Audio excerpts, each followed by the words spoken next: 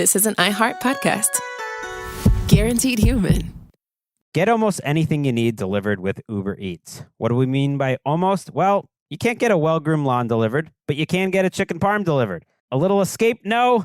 A delicious bowl of grapes? Yes, that. An afternoon stroll? Sorry, no. A burrito bowl? Happily, yes. A day of sunshine? No. A box of fine wines? Yes. Uber Eats can definitely get you that. Get almost anything delivered with Uber Eats. Order now. Alcohol in select markets. Product availability may vary by region. See app for details. Get almost anything delivered with Uber Eats. Order now. Toyota's all in all season with another year of Toyota Game Day giveaways. The official automotive partner of the NFL is giving fans the chance to win epic prizes like Brock Purdy's favorite Toyota Sequoia, NFL shop gear, and more. Play for free by predicting which big plays will happen during the second half of every Sunday night football game. This is going to be fun. Visit toyota.com/NFL now to learn more. Toyota, let's go places. No purchase necessary. Void where prohibited. Ends on 2/8/26. Open to legal residents of the 50 United States and D.C., 18 and over. For complete details, how to enter prizes, and official rules, visit toyotasgamedaygiveaways.com. You're about to listen to the Late Round Fantasy Football Show, which originally aired yesterday on YouTube. If you'd like to catch it live, you can find it on the Late Round Fantasy Football YouTube channel at 1 p.m. Eastern every Friday during this 2025 season. That's on youtube.com/@LateRoundFF. So without further ado, here's this week's episode.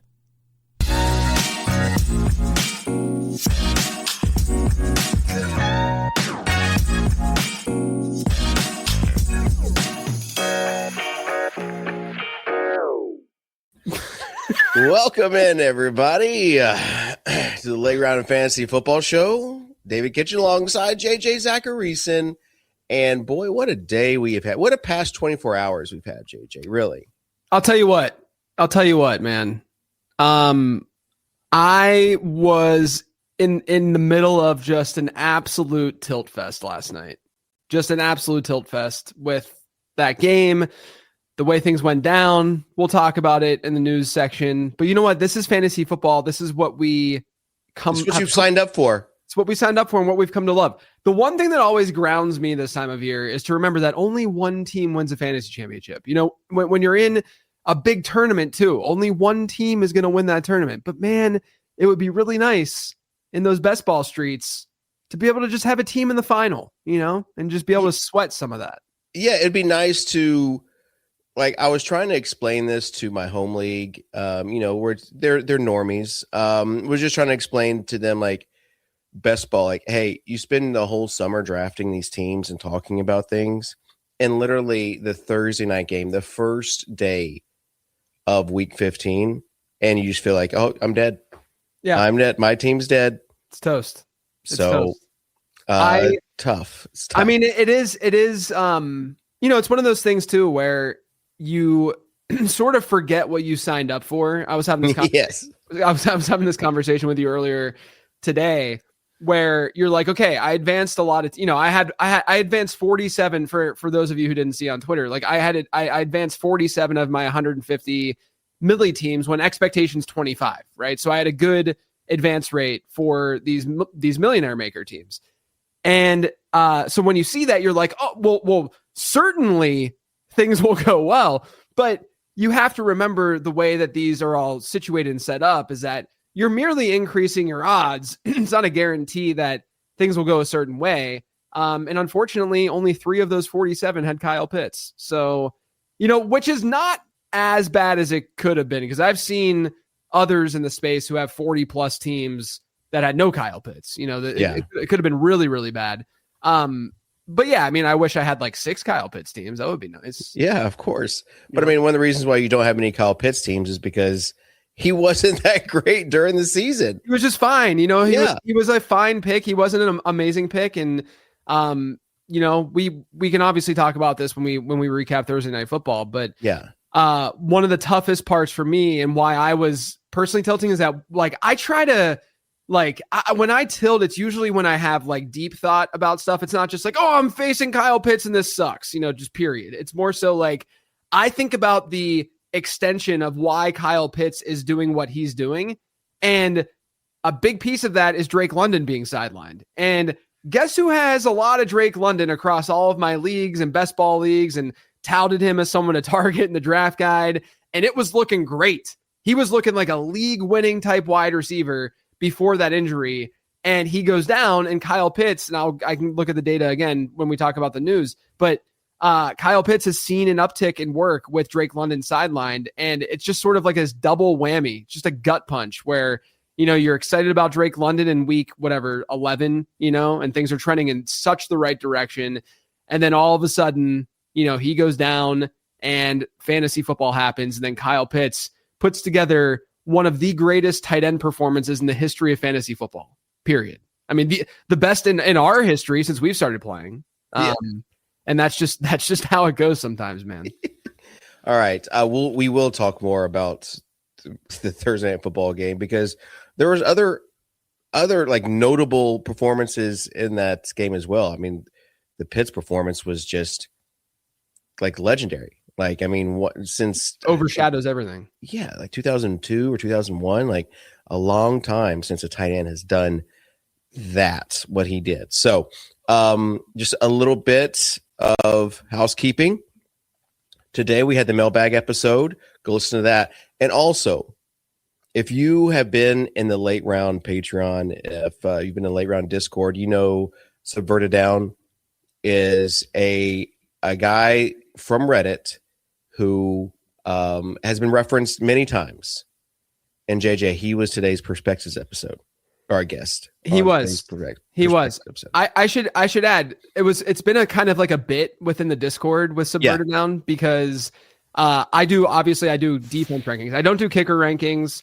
Maybe that'll change next year with Gadula on board. But so I don't do kicker rankings. So people naturally go to Subverted Down because he does really great streaming kicker stuff. He has a model and all this kind of stuff. And then they would start citing like his defensive rankings. And then I had this fake like beef with Subverted Down in the Discord, just joking around. Cause I didn't know the guy. And so it's been cool because over the last few months we've connected. I've seen him on Reddit plenty of times because I'm on Reddit and like to, talk to people and have conversations on there. And I've seen him plenty on there. And so the three of us were able to have a meeting like a month or two ago and got to know each other a little bit. And I was like, yo, dude, you got to come on Perspectives. Like this would be amazing to just have a great conversation with you about the models and like what goes into them and all that kind of stuff. And so he said yes, graciously. And we recorded it and it was his first ever podcast, which is sweet because it's awesome from my perspective that I was able to, be that platform for him to get out there, in the podcasting streets, because he's been doing such awesome work over on Reddit and on his site, subverteddown.com. So it's just been like a long time coming and like a really fun story for myself and the subscribers of Late Round. And it's just funny overall. And so far, I think that people who have listened to it have really enjoyed it because it's just been like, it's a really, really nerdy episode. Like a very nerdy episode. Yeah. But I enjoyed it. Even though I'm not, as nerdy as you guys are. I enjoyed listening to it. And for his debut on the show, that was fun. Also, I just want to let people know that the schedule is changing a little bit. We're going into the holidays. We are just going to be winding down, focusing on like the key points to get you to your fantasy championship. So things dwindling down just a little bit. Sign up for the newsletter though, if you haven't already. Yeah, because we'll have plenty of stuff there. All right, JJ, you ready? Let's do it. Are you sure? Let's do it. Okay. Today's fantasy news. All right, let's start with a Thursday Night Football recap. I mean, this game. For me, I had a few Pitts teams, but they weren't even in the playoffs. Yeah, I mean, I had one of the teams that I was kind of sweating to get into the playoffs in the league has Pitts, and naturally, this was the week that he did what he did. But you were playing against Pitts. Yeah, the Kings Classic League. Andrew Cooper. Love that I got to not only did I lose the bye on the last week because all my guys were on bye, And not only did I have the most points in the league throughout the season, but then the last week was so bad that I dropped into 4th from 2nd. And I had some really bad beats throughout the year. And then I'm playing against Coop, and I love Coop. So that's one opponent that I'm actually not that annoyed that I would lose to. Like, so if it was like Denny Carter or something, I'd actually be even more upset. But since it's Coop and Coop is cool, I already took the L. It's already going to happen. And you think it's like emotional hedging, like in case you do win, it'll feel like this miraculous comeback. Buddy, he scored 48 PPR points or 45, however many PPR points. There's no emotional hedging when you face a random double-digit round tight end in a 14-team league with deep rosters who scores 40-plus PPR points. There's no emotional hedging there. You're just being realistic. I took the L. It's done. It's over. All right. Pitts, I mean, insane week, but Bijan also good week. Mike Great Evans, week good week. Yeah. It was a really like interesting game, realistically, where I mean, the Buccaneers deserved to lose that game the way they played defensively. Yeah. And I thought that Kirk Cousins looked probably the sharpest that he's looked since coming and becoming starter since Michael Penix's injury. Obviously Kyle Pitts was just finding areas in these like shorter parts of the field where there were just no defenders even close to him. And then obviously he was this red zone threat for them, which has not been the case for Kyle Pitts throughout his career, but naturally he scores 3 touchdowns. So the Falcons offense, I thought, looked good against a bad defense. And then on the Bucs side, I think there's some interesting storylines here. People were tilting Emeka Egbuka a little bit in the Discord last night. I get it, but I think a 4 for 64 line is pretty much what you would expect from a projection standpoint. It's just that he didn't find the end zone. And look, when the one thing I actually talked to you about this too, but the one thing that I think that people should wrap their heads around when they look at like a projection, and maybe you can allude you can understand this a little bit too if you listen to me in Subverted Down Talk, but touchdowns are a binary event when they actually happen, right? You either scored or you didn't score in a game. And that's either 0 points from touchdowns or 6 or 12 or 18 points from touchdowns. And so when a guy doesn't score a touchdown, he's not getting those 6 points. But when we're projecting a touchdown or projecting something, he might have 0.35 touchdowns that he's projected for. And so that projection might be 13 PPR points, and then he scores 10.5, and you're like, oh, he underperformed, but he didn't find the end zone. Like that's one of the main reasons. That's why we look at target share, we look at these things and these indicators of what could come in the future for a touchdown score. And so, I think Egbuka was fine, and there were some really bad throws from Baker to Egbuka last night, but it wasn't as bad as it's been, over the last handful of weeks. So it was encouraging enough. I thought Mike Evans looked like himself. I wish I was more aggressive in ranking him because I was thinking earlier in the week I was going to be, and then there was that report that he was going to be on more of a snap count. Limited snaps, yeah. And so, I adjusted a little bit based on that, which was, a mistake in hindsight because he had, a great game. And that's the thing too, is that like it's a collarbone injury. It wasn't like a knee injury or him coming off an ACL or something. So those kinds of injuries I'm usually not as concerned about. And I think Evans is going to be like a wide receiver 2 type, low end 2, maybe rest of season. And then, Baker looked fine. He hasn't really been himself since week 4 or 5. Chris Godwin got kind of involved. We saw Jalen McMillan get kind of involved. So I think the pecking order is going to be Evans, Egbuka, Godwin, McMillan. And then the backfield is also interesting, where we saw Sean Tucker get a lot of green zone work, which, I'd be a little bit concerned if I had Bucky Irving. With that being said, Irving still dominated ground game touches for the most part. I think he had like an 80 or like in the 70s, high 70% running back rush share. He saw some looks through the air. And I do wonder if next week, because they play Carolina and it's such a big game for both teams, if they just really ride Bucky Irving because he's the best and most talented, running back they have in that backfield. Can I ask you about the Bijan Robinson, Tyler Algier shares? Like, why yesterday? Like, was it so pronounced? You had Bijan with 19 carries, Algier with only 2 carries. And I don't know. One was late in the game. I don't know. Honestly, It's like they just waited till our fantasy playoffs were like starting, and they're like, okay. Yeah, I mean, I think Bijan was playing really, really well, and they, coaches have these like they go off vibes, and that's what the hot hand approach is all about, right? And so, yeah, I mean, like this is the really frustrating part of being a fantasy analyst and trying to predict this stuff is that, running back usage comes down to coaching decisions. There's some teams where that running back usage is at least consistent. So, once week 3 or 4 hits, we kind of know how the backfield is going to be split for the most part.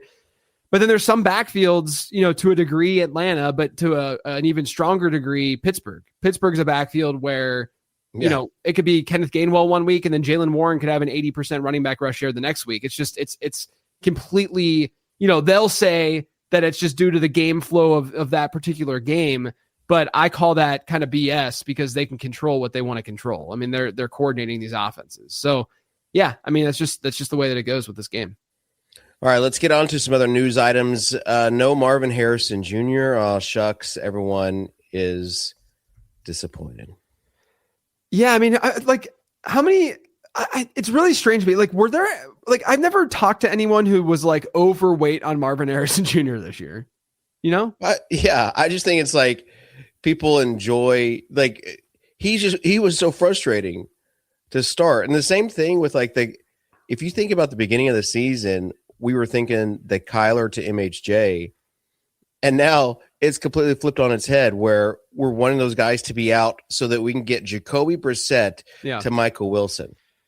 I had that trend this week that I do think was kind of interesting, and hopefully it came across and you guys thought it was interesting. But essentially, like Jacoby Brissett seems to be locking in on whoever the top wide receiver is, because when Marvin Harrison Jr. was healthy with Brissett, Marvin Harrison Jr. was seeing the highest first read target shares of his season, even when he higher than what they were with Kyler Murray, which tells me that Brissett is number one, locking in on his top receiver. Number two, maybe not going through his progressions the same way that Kyler would. And then number three, I think that Jacoby Brissett's a more aggressive thrower, and he'll throw into those tight windows a little bit more than Kyler Murray would. Now, this week, kind of tough. I mean, they get Houston. So I don't know exactly how well it's going to go, but tell you this, if I had Michael Wilson, I would have a very hard time benching Michael Wilson just based on what he's done. I think matchups can only go so far. You got to look at usage first and foremost, and he's almost a lock to see a 30% target share and then offense without Marvin Harrison Jr. So if you have Michael Wilson, I think he should be in your lineup. All right. Do you know what this next one is? So it says QRSUVWYZ. Yeah. QRSTUV. You missed the T. So no T. No T Higgins. No T Higgins. Did it. Yeah, you got it. Yeah. No T Higgins this week. So Jamar Chase to the moon. You know what's funny? Speaking of that matchup that I have with Coop, all three guys that we've talked about so far, he has on his roster. He has Jamar Chase, Michael Wilson, and Kyle Pitts. So I am that's another reason why I'm screwed. Yeah. But yeah, no T Higgins. I would expect Jamar Chase to see a hefty target share.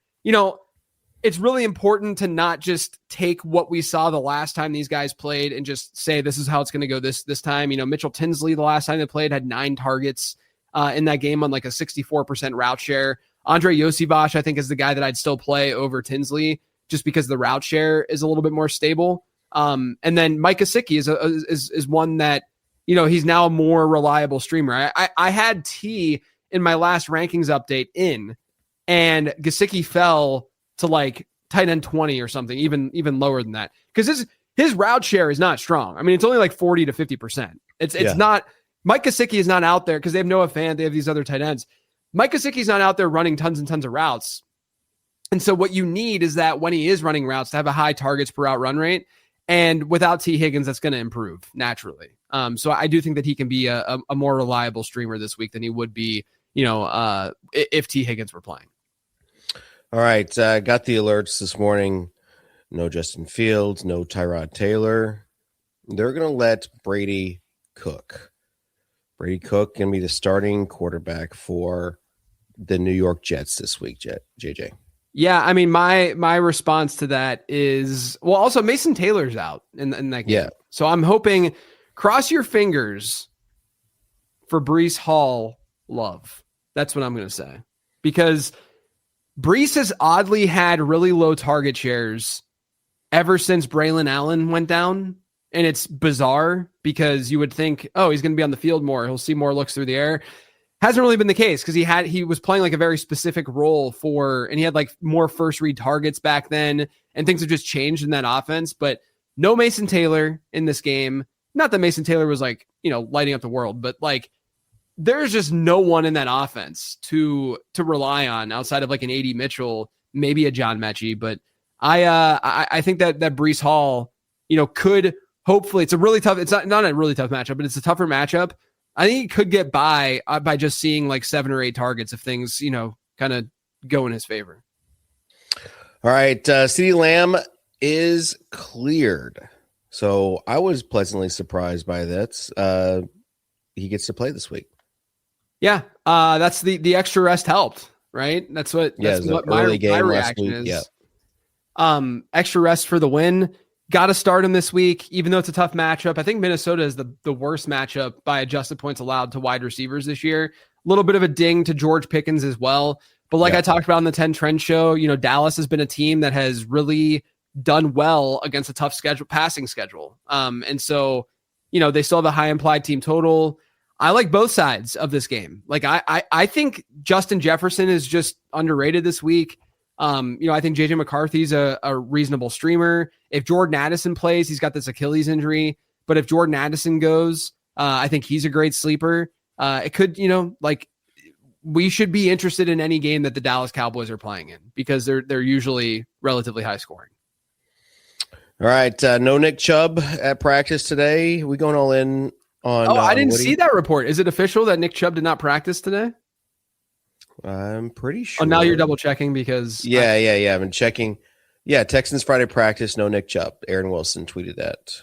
Well, I need a lot of Woody. I'm very excited for that. I'm going to say I think 90% running back rush share is in play for Woody Marks. You saw that last week against Kansas City.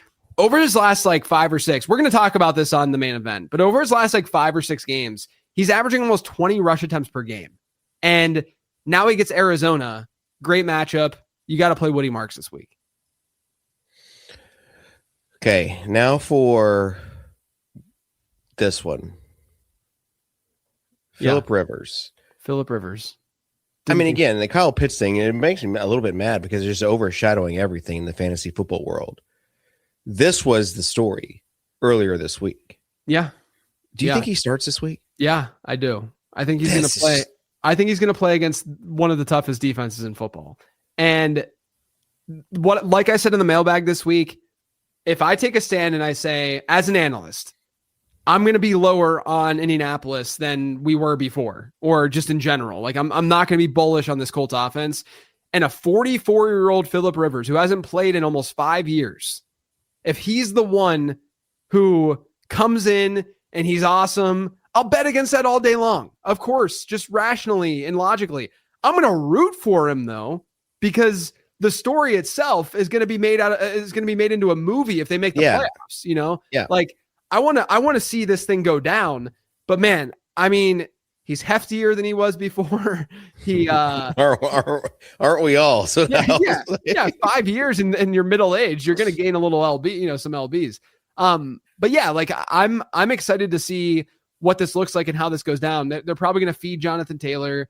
And like I kind of talked about on the live stream this week for patrons, whenever we see a player like this step in where I'm worried about arm strength, I'm worried about them getting the ball down the field, just go by ADOT and kind of work your way down as to who would see worse work. So Alec Pierce, I'm really concerned about, then Michael Pittman, and then it would be maybe a Josh Downs, Tyler Warren, and then Jonathan Taylor, because they can still dump it off to him and he can still be okay enough. But Taylor is no longer a top 5 running back rest of season, in my opinion, just based on schedule, based on this. If we see something this week from Rivers, great, we can feel better. But look, I'm just saying based on sentiment, because you're not making moves right now. You're playing Jonathan Taylor if you have him, and you're not making any moves. I'm just saying, just be realistic and probably temper expectations. Okay, report today. This not really any groundbreaking news, but the Chargers plan to use the hot hand for running back this week. So I put Hot Hamp, but you got Hampton and Vidal this week. What are you doing with them? I'm really not interested in either of them because the matchup's not that great. Like for instance, I'm playing Woody Marks pretty confidently over Amarian Hampton in a league this week, and That's I'm actually kind of crazy. Yeah. Yeah. Oh yeah. I mean, like comfortably over Amarian Hampton. The one that's iffier is DeAndre Swift, but I feel okay about DeAndre Swift over Hampton too. Just because, Cleveland's been a little bit worse against the run of late, and they're playing a tough Chiefs team that absolutely needs a win. A little bit worried about that. I thought Hampton looked good. The thing that was bad was the pass pro stuff, and that's the issue with him. Maybe staying on the field more. And Kamani Vidal's been great throughout the second half of the season, or basically since Hampton went down. So I say, what even is a hot hand, just because it's so subjective and it's just so. There's just no, it's just a vibes based thing on how that coach is feeling at that moment. But yeah, I would say if I were projecting this, I think Hampton sees 60%, 65% of the team's running back rushes. Vidal gets the rest. And then maybe the snap share is more 50-50 because Vidal will be out on the field on more of those long down and distance snaps. All right. This one just came out since we started recording the show. Njoku and Sampson out this week for the Browns. My response is that's massive for Quinshon Judkins. Massive. Jerome Ford already on IR. Yes. Yes. Massive for Judkins. The one area where he needs to get more work is as a pass catcher. And so Jerome Ford out already. He's on IR. Dylan Sampson is the backup who has played plenty of pass catching, has gotten that and played that role throughout the season. I mentioned this in the Sleeper Show, but he's played basically twice as many 2-minute snaps and down and distance snaps as Quinshon Judkins. So he was going to step in and get more of that work for the Browns. And this is a negative game script waiting to happen against Chicago. I mean, hypothetically speaking, it's a good matchup too. I think Judkins, I'm going to move Judkins up in my rankings just based on the fact that this could be one of those weeks where he sees like a 70% route share, hypothetically. Like it very, very well could happen. Today's data. All right, let's get on to today's data. And you've got some yards allowed stats. Yeah, I don't know. I just thought this could maybe be interesting for people as they're making decisions for who to start over the next couple of weeks. Now that we have 15 or 14 weeks of data. So basically what I'm looking at here is this is by team defense, adjusted passing yards allowed. So all this does is takes passing yards. It looks at their opponent and it finds the delta between their opponent's typical rate and what they've allowed. So for instance, the Bengals this year have allowed 45.7 more passing yards to their opponents through the air, obviously, to quarterbacks, only quarterbacks, than what those opponents' season-long average has been. So the Bengals, the Cowboys are number one, 48.8 they've allowed. So let's say a player averaged 200 passing yards per game. He went up against Dallas. We would expect him to throw for 248.8 passing yards, which is not insignificant because more passing yards doesn't just mean, 2 more fantasy points. It means more potential for touchdowns and such, right? And then on top of that, I look at adjusted pass rate allowed, which is not pass rate over expected. That's a different metric. Adjusted pass rate allowed says, okay, when a team faces this defense, what does that offense look like from a pass rate perspective? Like how much does their pass rate change in terms of just raw percentage points from a normal game to a game against that defense? Now, for instance, when a team faces a good team, their pass rate's probably going to increase because of game script, because they're trailing and they're trying to come back, all that kind of stuff.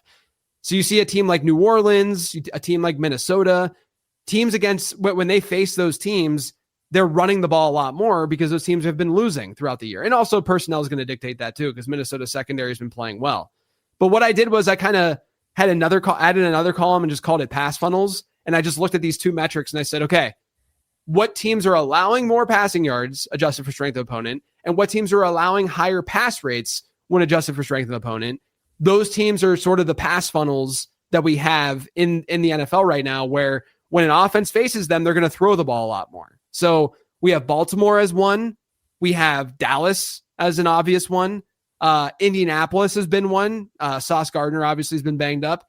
Jacksonville has been one where their adjusted passing yards allowed isn't that much over expected, but the teams are throwing a lot against Jacksonville. Yeah, that was I had that one kind of. Well, they've also been pretty good against the run, and you look at the adjusted numbers allowed to running backs this year. They've been pretty good against running backs, but it's mostly because they just allow, like, teams are throwing the ball against them so much. And then you look at New England is kind of a pass funnel. Pittsburgh is definitely a pass funnel because they're allowing about 35 yards over expected and 2.7% increase in pass rate.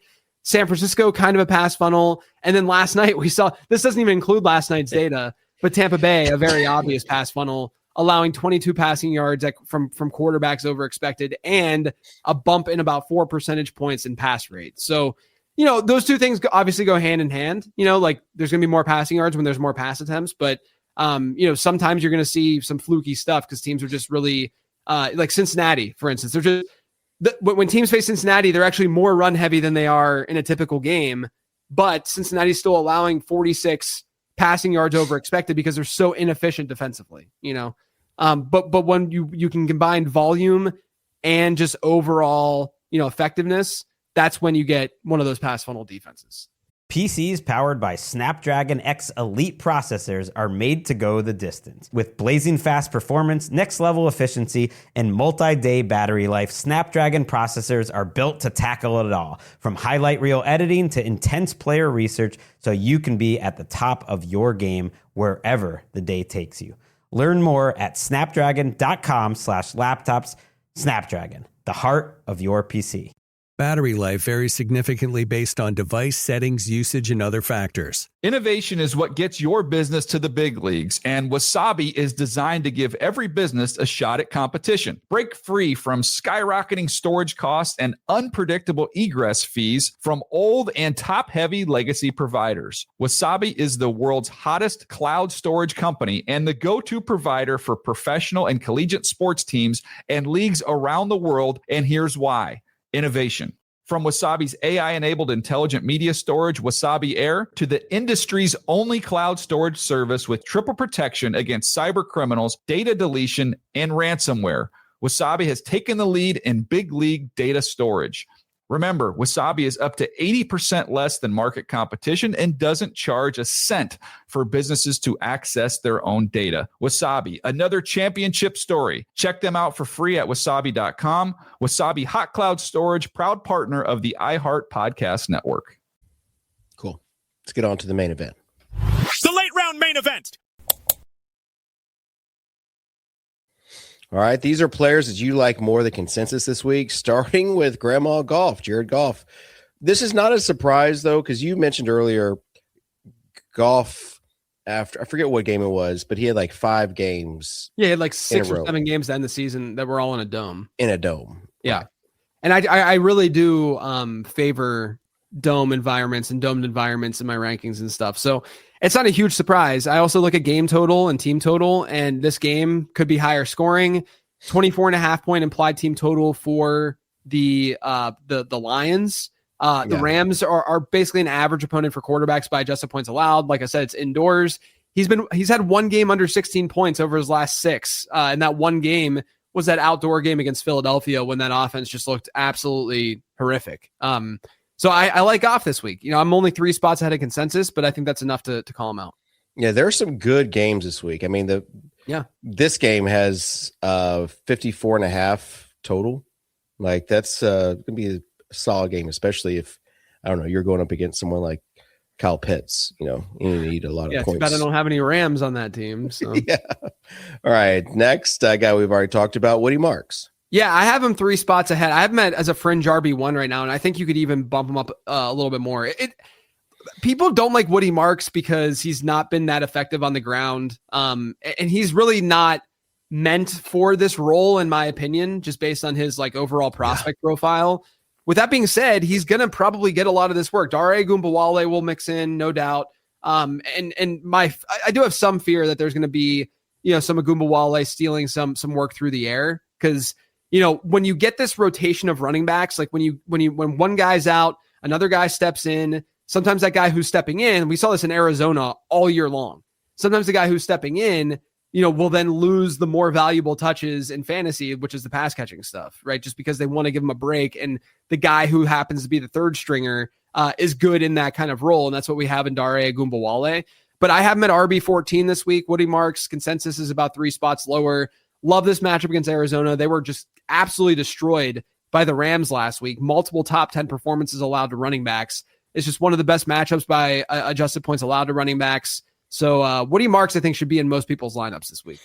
I felt bad for him and I've got a lot of Woody. But I felt bad for him last week.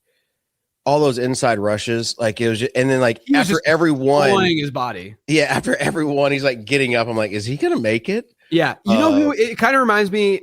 I only remember this because I sent a GIF about this whenever he was just getting crushed and injured all the time. But Matt Breida used to do this for San Francisco, where he would just get destroyed, and then he'd come back and he'd keep going. And there's always a point in every game when you watch Woody Marks where he leaves the game with an injury, and then he comes back and he gives you at least some sort of usability. Was Breida with the Vikings as well? Breida played for Miami. Yeah, I know that. He played for a little bit. I think he played for the Bills. Bills? Yeah. Okay. And the Giants? Yeah, he did to the Giants at the end of his career. Yeah. You got Stephon Diggs. The last time that they played Buffalo, that's what I'm saying. It was personal. It was personal. And this is a huge game. The Stephon Diggs stuff is really difficult. I'll be completely honest. Yes. Diggs is so hard. Speaking of like coaches just making a choice, right? Yeah. Diggs over the last 2 games has had route shares of 54% and 61%, right? It's just been not great. His yards per out run is still strong, but if he has that kind of route share again this week, it's probably not going to be very pretty. But we saw him crush Buffalo last time. This is a huge game between these 2 teams. I mean, massive, massive game. So I would imagine maybe they were saving him a little bit, and they're like, all right, Stephon, this is your game. Let's just go do that again, and we'll target you at a really high rate. Maybe you'll have an 80% route share because it's so important, and you're the best wide receiver on our team.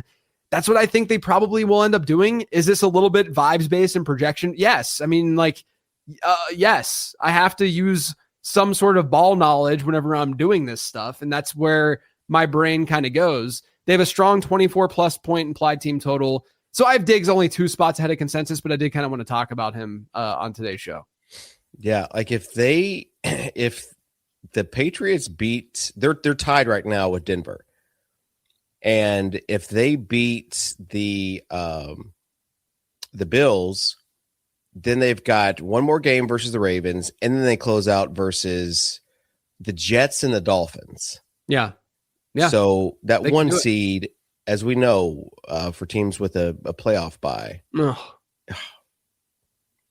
you get a playoff bye in the Kings Classic? You don't want to go into the wild card round and face Kyle Pitts, guys. No, you don't. All right. It's not a fun feeling. You don't want to mess it up at all. All right. For tight end, you've got Dalton Kincaid. Yeah, I don't really know why. This is why, like, sometimes in my rankings, because like ETN last week, remember? By the way, last week's main event was pretty sweet. I was about to say, last week you had ETN. You had, for the tight end, Colby Parkinson, who scored a touchdown. Yes. And the Vikings scored a 30-burger. The Vikings did score, put a 30-burger up. Yeah. I've only done that for 2 teams this year, and both of them hit because the one was week 2 with Detroit, the 40-burger. Yeah. Dalton Kincaid, though, I don't really know why I have him ranked higher. I mean, I'm just ranking him based on the combination of projection and vibe, and subjectivity. But I think he does have a tilting route share, usually under that 60% mark.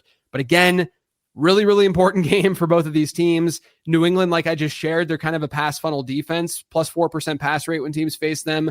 11 passing yards over expected through the air from quarterbacks. And New England's a top 10 opponent for tight ends by adjusted points allowed. So Kincaid kind of eased back last week potentially, and now, maybe they give him that 60% plus route share. All right, let's move on to the bold predictions, starting with Christian Watson. I'm going to say Christian Watson scores fewer than 6 PPR points this week. Okay. He's on a heater. I said a heater. I meant on a heater. There's a typo there. He's on a heater, but Jaden Reed came back last week. And I know Christian Watson did his thing. He also had 4 targets and a 19% target share. Not bad, but certainly not great. We know that Denver's defense and secondary is really good. Top 5 against wide receivers. They're also top 5 in deep ball completion rate allowed in terms of in a good way. Like they're good at stopping deep ball passes. And Christian Watson has created and generated some of those big plays. So I'll say he's going to score fewer than 6 PPR points this week. That's my bold prediction. All right. You got Chimere DK. Yeah, I did this for you, Kitchen. Yeah, thank you. Yeah, I threw out a tight. Merry Then you're Christmas feeling to me. sick. You're not feeling. Yeah, he's that a well. top 24 receiver this week, which isn't saying like a whole lot, but Come for on. Chimere DK as a top. Okay, here. Okay, we'll change it right now. Top 20 wide receiver. yeah, there you go. Top Okay. 20 sounds a lot better than top 24. All right, fine. Chimere DK is a top 20 wide receiver this week. He had a 32% target share last week. He's lining up in the slot now that Alec Iamaner's back. That's something you've always got to pay attention to is when, like, Wan'Dale Robinson's a good example of this. When Darius Slayton's out, Robinson's not in the slot nearly as much. And then Slayton comes back and Wan'Dale will play, 98% of the routes and he'll be out there all the time. But he's able to go in the slot more when they're in 11 personnel because they have another perimeter wide receiver who can play that role. And it's similar with Tennessee and Alec Iamaner. And so Iamaner's healthy and, they have guys that can play in the perimeter.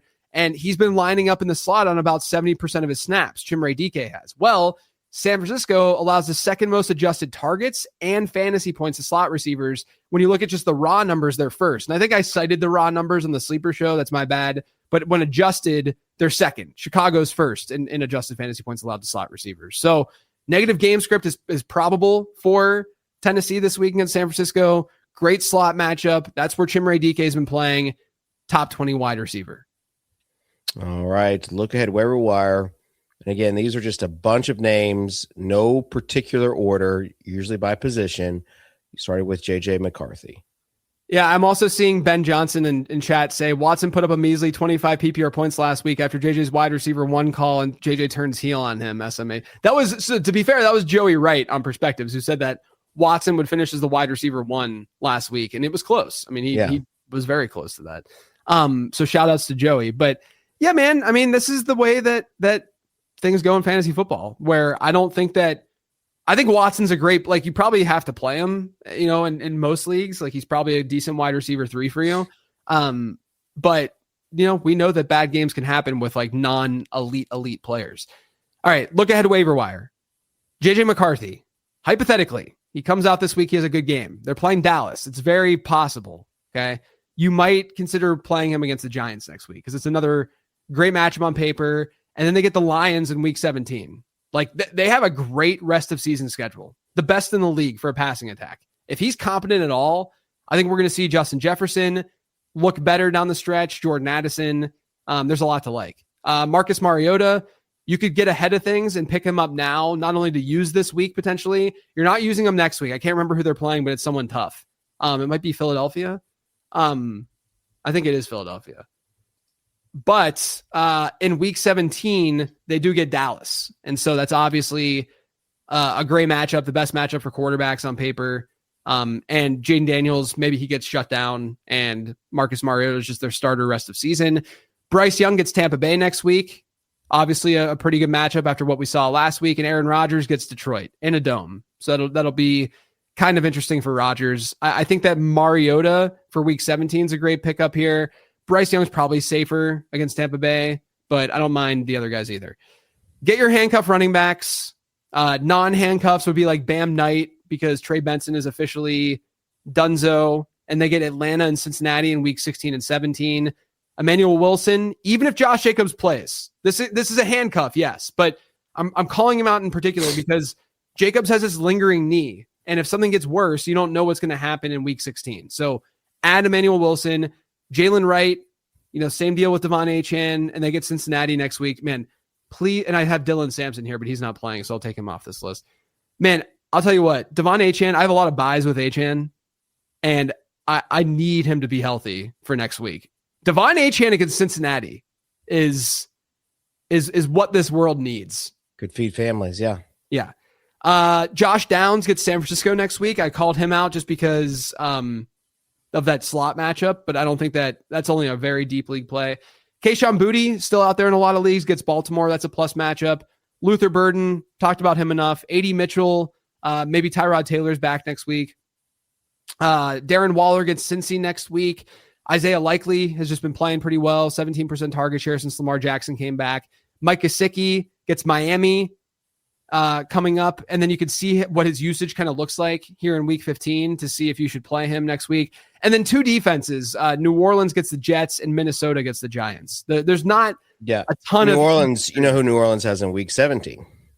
They hang on. That would I'm trying to is it Vegas? No. Who is it?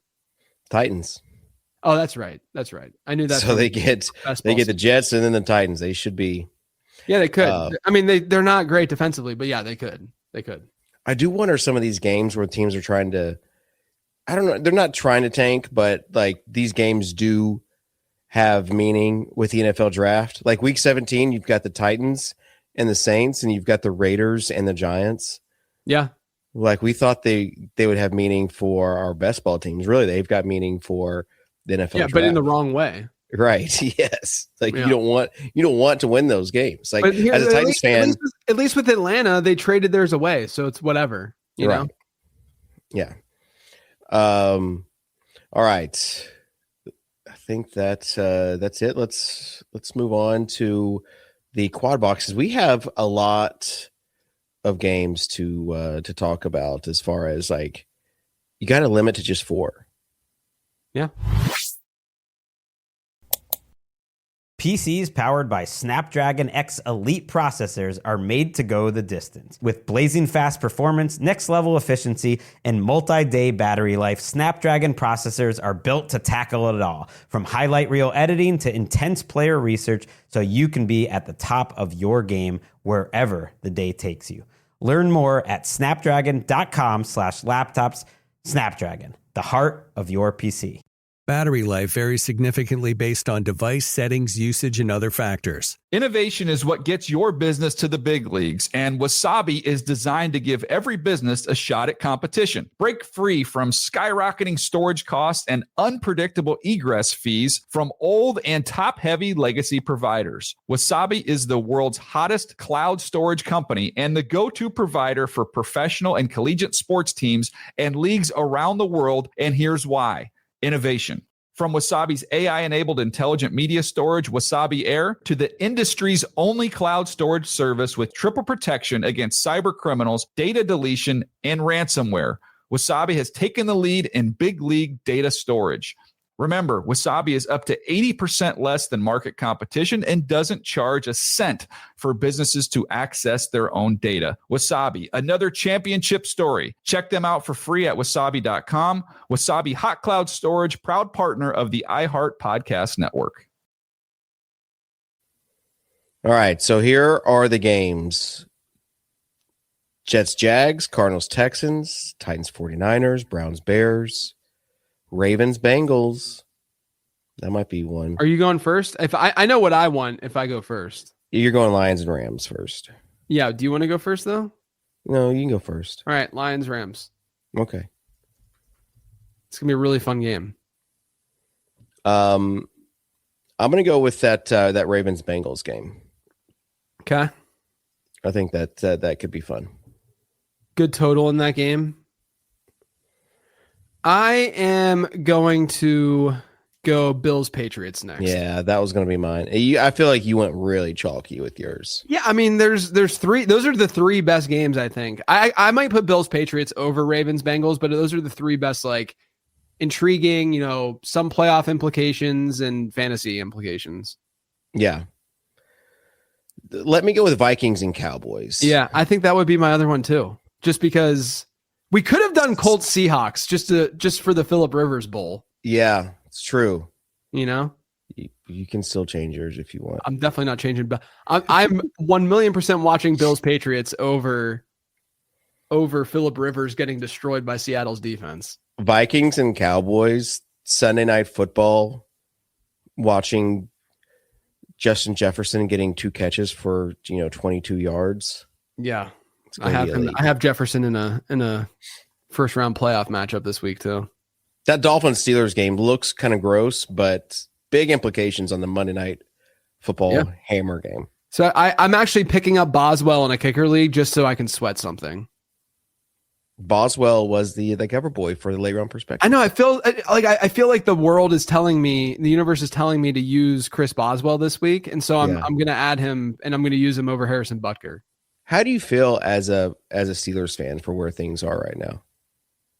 I mean, you say Steelers fan. Look, I like the Steelers. I want them to win.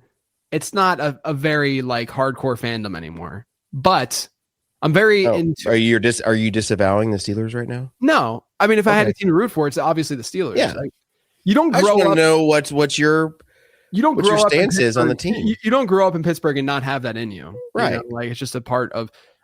But I think that they're an absolute disaster right now. Still, even after last week's game. Last week's game was one of the most predictable outings in the Mike Tomlin era. He did this against Indianapolis. I called both of them on the Living the Stream podcast because this is what he does. This is what the Steelers do. But Miami is still technically in it, and they've been playing better defensively. It's going to be kind of an interesting game, genuinely. Yeah. So I'm excited to watch that on Monday night. Waller versus Rodgers. That's what This is like the week where we are a little bit nostalgic. Have you seen some of the memes about like stuff happening in the NFL and how like our 90s, 2000s are back? I have not, but it feels that way. Yeah, like Rivers is back. Rodgers. What was it? Another one like the 49ers are good. Like yeah, I mean all sorts of stuff as far as like how it feels like it was when our childhood was there. All right, JJ, that's it for the show. It's kind of a shorter show this week. We have a short show this week. Yeah. But yeah, it was good to it's good for you. You got to rest up, you know?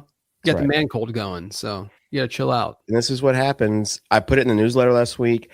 I said that I had a normal voice. You didn't last week on the show, and then immediately I get hit with it. So I only have gotten, because it went from in my throat to then early this week it was kind of in my, like I had a headache for a couple days just from like, but today was a turn the corner kind of day. I feel a lot better today, even though I tilted like crazy. I couldn't even go to bed last night because of going through best ball. I think we should explain this a little bit, okay, for people who don't play best ball, right? Like, so essentially with like a lot of these contests, like the Millie, for instance, you can max enter 150 teams. And that's what becoming a best ball bro was all about, was sort of me documenting max entering the Millie in 150 teams. And then also there's another contest that you and I both had a decent amount of lineups in and teams in, like that $59 one. You have a 555 team that's still alive and going well, but regardless, the first round, you can think of it as in best ball, is weeks 1 to 14. So your goal in your 12-team league that you drafted with, your goal is to get in the top 2, because then you move on into the playoffs. And then there's going to be different playoff rules depending on each tournament. But, the Millie, for instance, you're now in a new pod, a new league with 11 other teams, and you're trying to get first to then move on to week 16. And so last night, so I had 47 Millie teams that had moved on. And last night I was looking through to see how many Kyle Pitts teams I had. I had 3 of them. And then I had one in the $59 contest out of 17 teams that had advanced out of 41. But I was going through, and I'm going through just to see, they call it pod luck. I'm explaining this well as a best ball bro, right? You are, yeah. They call it pod luck because each league that you join in week 15, that's randomized. You don't know what these other teams draft. There could be 7 Christian McCaffrey teams in that pod, and you might think that you have an edge with Christian McCaffrey, but you really don't. So every pod has this sort of like unique economy almost, and unique circumstances where, like, you and I got thrown into the same. We were in 2 different leagues. Right. We won those leagues. We got thrown into the same pod this week, and Kyle Pitts isn't in that pod. Right, and we're in that tournament, that particular contest, the top 2 out of 12 advance, and right now after Thursday night game we're first and second just because we had some exposure to that game. I think I had Bijan. Did I have Bijan in that one? I don't know. Regardless, we're sweating the fact that, like, last night I'm sitting here and I'm like, I really hope I don't have a lot of Kyle Pitts in my pods because he just went off. And what do you think his advance rate's going to be? So by advance rate, folks, I mean, how many Kyle Pitts teams are going to win one of those pods of 12, right? Yeah. Like how frequently do you think Kyle Pitts is going to move on? Is it going to be over 50%? I'd say, 50% was the number that I had in my mind, I which think is it's just like, crazy when you think of one player right, out of 20 that you Right. draft right, accounting for a 50% advance rate. right. But then you have to play the game theory. And I was talking to Liam about this earlier today, Chess Liam on Twitter. And he was saying how the nice part is though, is that if you get a team through that doesn't have Kyle Pitts, then all of a sudden you have a really, really nice edge in week 16, because if Pitts doesn't have a big game and you're not relying on Pitts, then all of a sudden, you like the thing is that these teams, there's going to be some really dead teams that can move on when these big performances happen,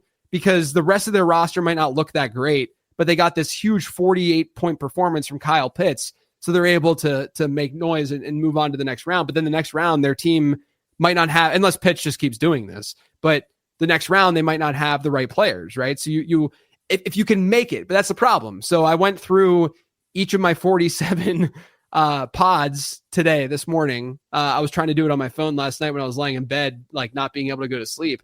And he's in 75% of my Millie pods, which do you think that's probably around at like 65 to 75% is probably around the average at this point? Yeah, probably. Yeah. So like, you want to be lower, obviously, if you don't have him. And then I have him in a few. Other teams had him in 2 of the 3 in my Millie, whatever. You just kind of go through all these iterations and you have no idea what's going to happen. But, usually you root for, or at least I do. I root for like nothing crazy. I don't love when crazy stuff happens. And obviously, unless I have like a lot of exposure to that player, but even from like as an analyst, I don't like when crazy outlier things happen, because it just makes, yes, we love the game for this, but also it makes things just not as fair isn't the right word, but it's the one that's coming to mind. And so it's just going to be one of those things where now I'm rooting for more of those types of games this week. We need, I really need Jackson Smith and Jigba to just go absolutely bonkers this weekend, or really it's later round players like a Rico Dowdle or something who I'm heavily exposed to just have great games, because you need to make up the lost points that you are now behind to all the Kyle Pitts teams. I mean, crazier things can happen. This could just be an insanely high scoring week. Yeah. When you have 20 players out of a team to pick the optimal plays for each one. You just know, It's a great slate for it. That's what I was trying to tell you this morning. Like, hey, it's not all over. Like, I mean, I was trying to pick you up. I was sick, but I was still trying to pick you up. That's what I'm here for. I just, I put a lot of pressure on myself to do well, I know. And part of it is just the journey that we're on. It's when you're drafting all these teams and then you realize, okay, statistically speaking, yeah, I did have a good advance rate, but like statistically speaking, I should only advance like 3 or 4 teams. Yeah, realistically, if I have 47 teams, I should only advance 3 or 4. Or four, let's just say, because that would be 48 divided by 12 would be 4. So realistically, I should only have 4 Millie teams after this week. And if I get 3 to 5, then that's what should have happened, But it is a little bit of a letdown, because you just want as many teams in there as you possibly can to have a chance, to win that big prize in week 17. All right. Any final thoughts? No, I appreciate everybody. Listen to this Averted Down episode. So far, the feedback's been awesome, because it's a really nerdy episode. And I tried to ask the questions that you guys might have had about his modeling and stuff. And he gave some great answers. And it was his first ever podcast, and he was great. And I really enjoyed doing it. So give that a listen. Yeah, he did great. And I would just say in your week 15 matchups, some have already lost, presumably. It's okay. It's why we signed up for this. We signed up for crazy outcomes that are unpredictable. Just remember, here's my advice, because I try to do this for myself too. Yeah. A 1 league snapshot, a 2 league snapshot, it might look absolutely heinous and frustrating and crazy, right? But if you play this long enough and you play in more leagues, whatever the case may be, you will eventually be on the other side of that. And maybe right now you're on the wrong side, I am too. I feel you. I'm in the same boat, but try your best to focus on the positives and other leagues where you got buys or whatever the case may be. And it should help you out. The tilt, when I tilt, it's usually like a 3-minute tilt. Sometimes I throw jugs in those 3 minute period, but I can get over it pretty quickly because you have to have that kind of mindset, after things, go awry. Yeah. Crazy things can happen. Best of luck to everybody in their week 15 matchups. And thank you for just being with us. Thank you for being with us, staying with us.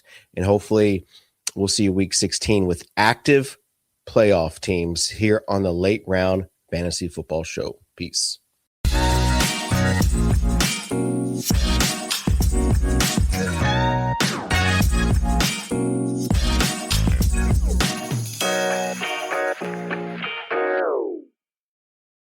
Get almost anything you need delivered with Uber Eats. What do we mean by almost? Well, you can't get a well-groomed lawn delivered, but you can get a chicken parm delivered. A little escape? No. A delicious bowl of grapes? Yes, that. An afternoon stroll? Sorry, no. A burrito bowl? Happily, yes. A day of sunshine? No. A box of fine wines? Yes. Uber Eats can definitely get you that. Get almost anything delivered with Uber Eats. Order now. Alcohol in select markets. Product availability may vary by region. See app for details. Get almost anything delivered with Uber Eats. Order now. Nationwide is so much more than a great insurance company. They're one of America's largest financial services companies. Like how I'm more than Saquon Barkley, the NFL's reigning leading rusher. I'm also the NFL's leading husher. Shh. Hush up back there. Wow, I might have just set the hushing record. Well, almost. For your insurance and financial needs, Nationwide is on your side. Nationwide Investment Services Corporation, member FINRA, Columbus, Ohio. This is an iHeart podcast. Guaranteed Human.